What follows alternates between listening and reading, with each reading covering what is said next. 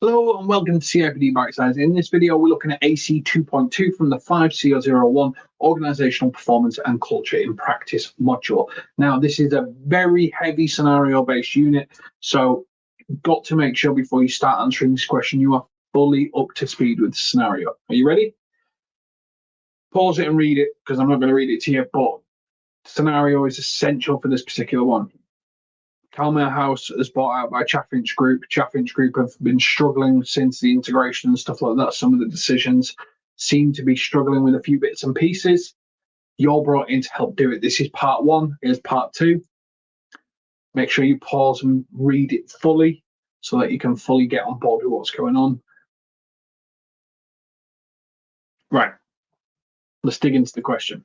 So, assess how changes to selection and employee voice have impacted organizational culture and behaviors at Chaffinch Group. So straight away, if you're up to speed with the scenario, you'll be thinking, okay, well, we know what changes have happened from a top-down perspective. So now we need to start to assess how we use this using methods and cultures and tools. If you've done 2.1, you'll have looked at different models recently, organizational cultural models. So let's think about it. Your verb is assess. So you're looking at the light and shade, the pros and cons, how changes to selection and employee voice. So what's changed on selection, what's changed on employee voice, what's changed in recruitment, what's changed in staff communication. How has that impacted organizational culture and behavior? What changes have happened within the organization from a positive and a negative perspective at Chaffinch Group? That's how you break down the question. So if you break it into action points, it says changes to selection, changes to employee voice, and then of these changes, how has it impacted culture? How has it impacted behavior? Break it down that way. Now, as always, what you've got here is one of 12 questions, 4,550 words per question, not per question, in total, which means 380 words per question. So you're looking at around about 200 words for assessing the changes to selection and assessing the changes to employee voice and how that has impacted culture and behaviors.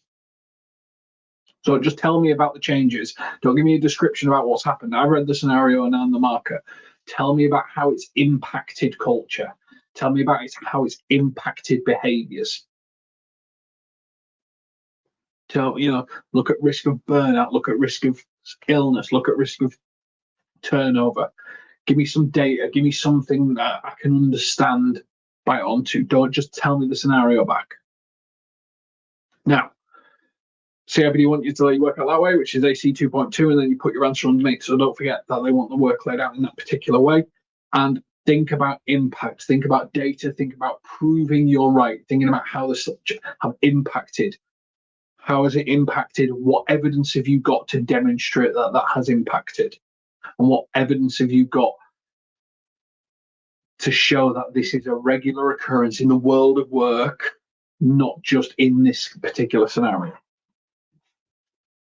As always, let's have a look at the question. You've got AC 2.3,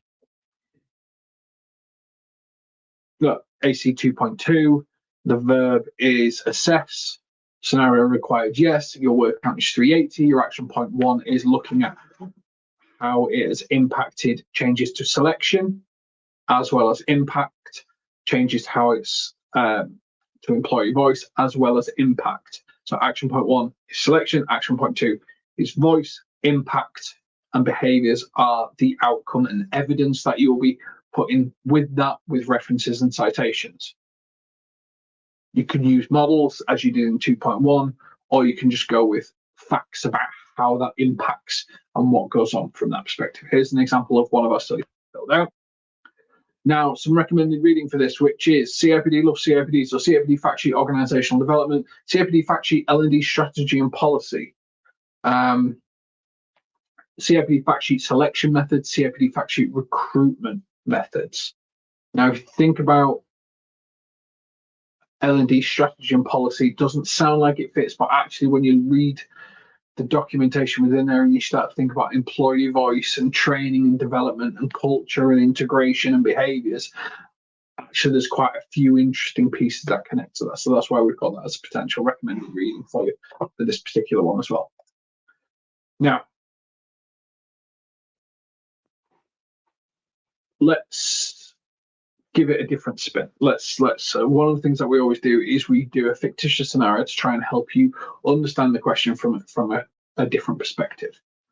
And if you think about how an organization is like a garden, the employees are the plants, employee selection is choosing the right seeds or plants that go well together, employee development is nurturing and caring for the plants, and organizational culture is the overall atmosphere and appearance of the garden.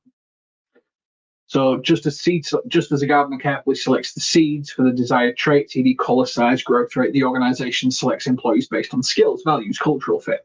Choosing the right people for the right is crucial for creating a healthy and productive organization. Are they currently doing that? A gardener provides water, sunlight, nutrients to help plants grow strong and healthy. Similarly, the organization invests in employee development through training, coaching, mentorship, fostering growth and enhancing performance. Are they doing that?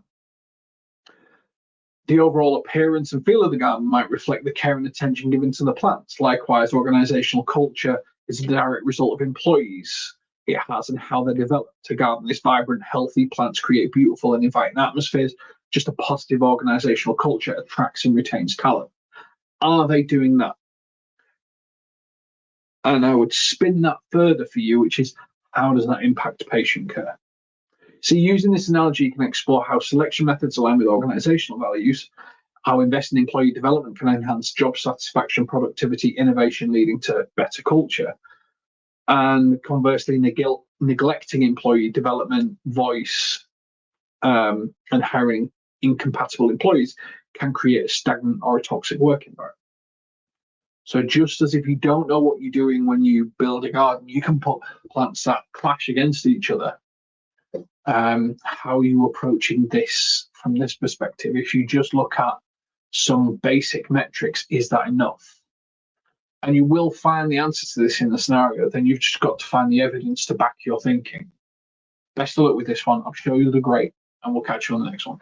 Take care.